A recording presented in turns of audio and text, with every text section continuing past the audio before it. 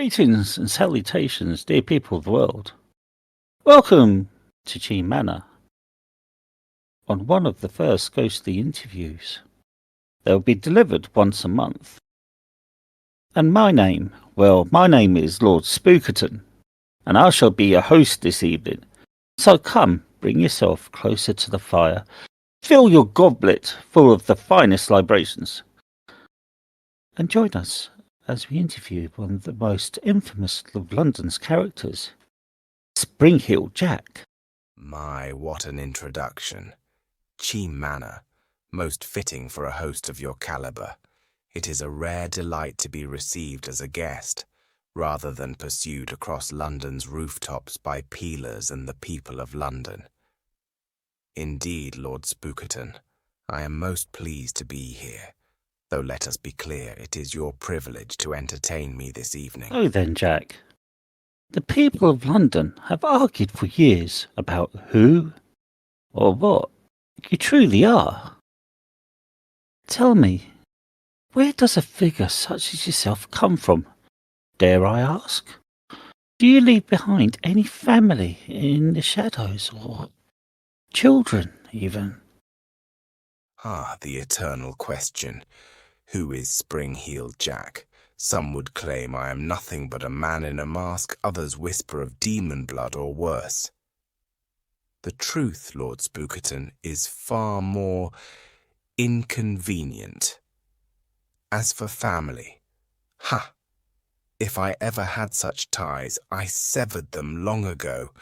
I belong not to hearth nor home, but to the very streets of London, its rooftops, its alleys, its midnight fog.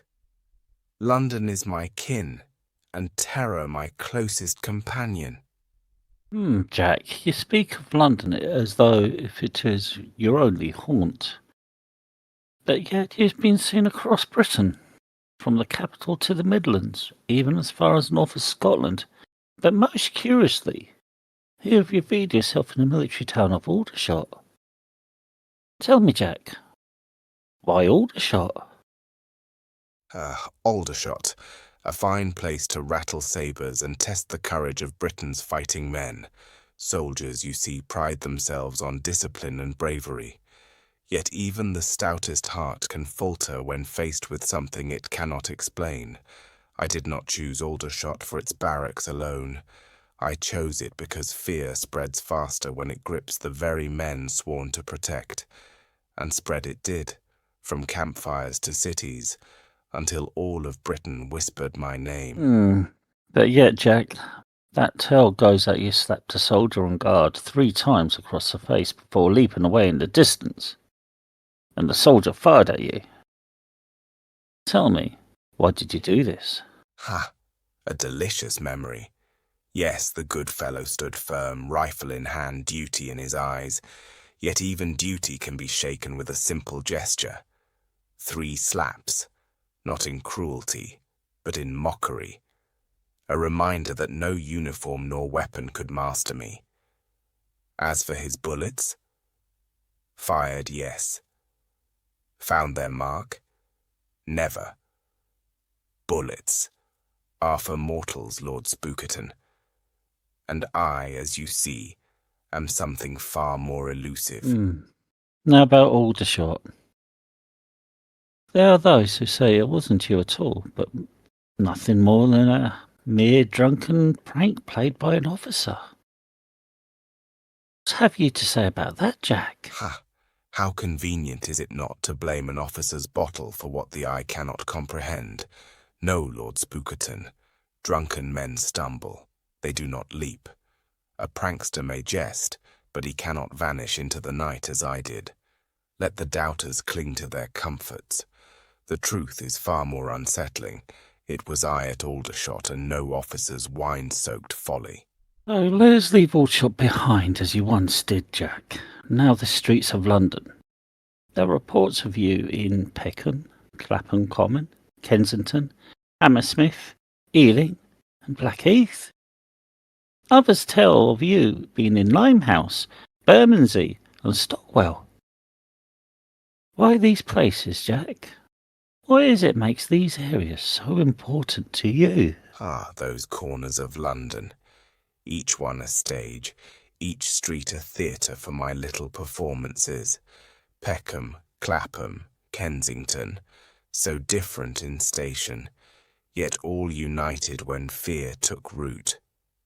The alleys of Bermondsey, the docks of Limehouse, the quiet greens of Blackheath, I chose them not for their bricks and stones, but for the people who walked them, to remind London that no parish, no class, no quarter was beyond my reach, or terror, Lord Spookerton, is most effective when it knows no boundaries. Oh, many tales describe you with wearing great wings, Jack, yet, as I see now, they're nowhere to be found.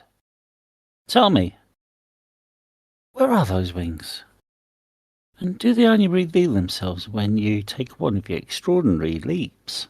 Ah, the wings, ever the source of whispers in London's fog. Some swore they saw them unfurl as I leapt, others claimed they were stitched ornaments upon my cloak. The truth? They are not always for the eye to behold.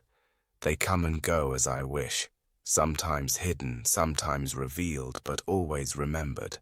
Whether they carried me or not, they most certainly lifted my legend higher than any rooftop. That is very interesting, Jack. Very interesting indeed. You say terror. Tell me, what did you use for this terror? Was it the darkness of night? Was it more supernatural, like the flames they say you spat from your mouth? Now, pray tell, how do you leap so high? Ah, the instruments of terror. A simple recipe, really. Darkness is a willing accomplice, cloaking my form until I choose to be seen. As for the flames, some swore I breathed fire, others that I spat blue sparks. Perhaps I did.